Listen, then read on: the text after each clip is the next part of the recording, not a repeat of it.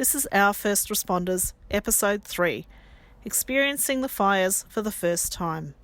Being sort of the first strike team, getting all these pages on me pager, and said to my wife, so I only live up the road, and I said to my wife, I'll just go head down the station, I'll be back in 5 minutes. And she's like, yeah, no worries. So I got down here and they told me to jump in the truck and we're going. So rightio, I think we're just going to a local call, and they said we're heading up to Walwa and Narrowell Valley Way, and I said, oh geez, I better ring the wife, let her know I won't be home tonight. So I rang her and said, yeah, I won't be home tonight, and she said, yeah, no worries, just keep in contact. And so I can't because my phone's nearly dead as well.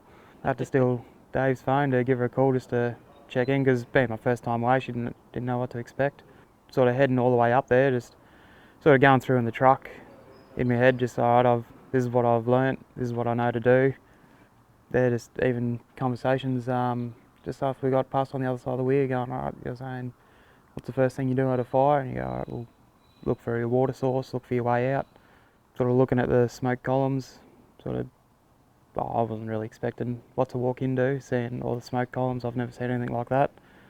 Just trying to listen into what Dave's saying to the rest of the crew, and just waiting to be told what to do, really. We manned the first tanker.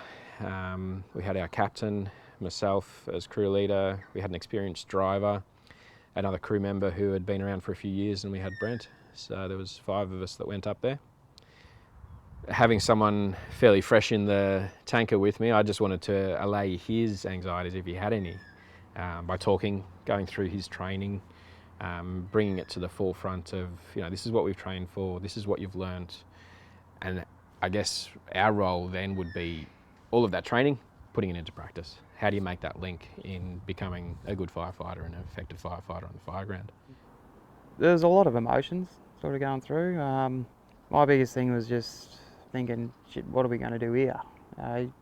Surely we're pretty well screwed here. There was one time at that, I think it was that house in Narrow Valley where we had that bloody big wall of flame come over the top of us.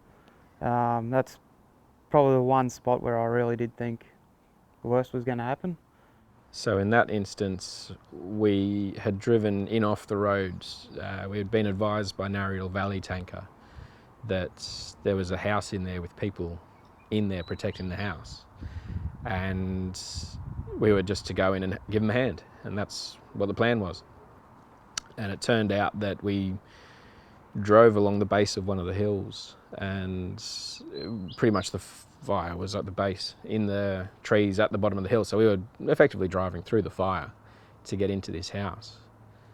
And we got in there, and it was an elderly couple that were trying to protect their house. And they were focusing on the fire that had already passed and was down the valley a bit further.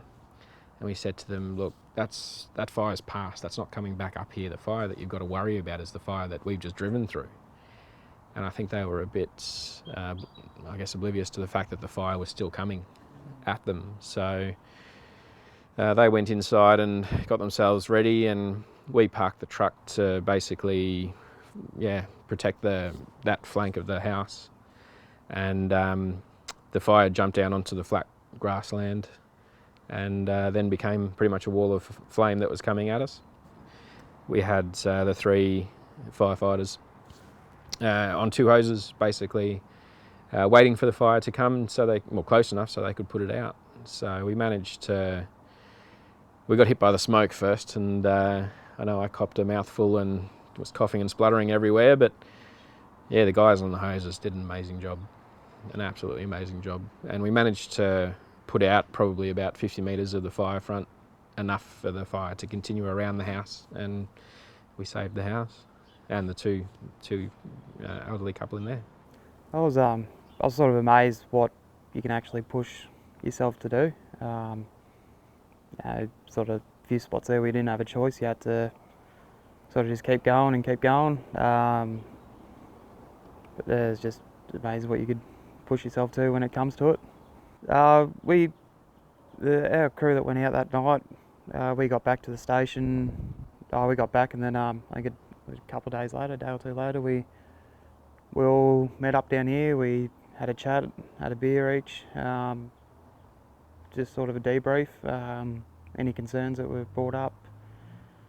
Sort of, yeah, just, yeah, got it all the experiences and stuff. Yeah, I told my wife what was going on, and yeah, it's just, yeah, I've been able to just have a chat and a bit of a joke around with each other at the station about it. Sort of takes a lot of the pressure off.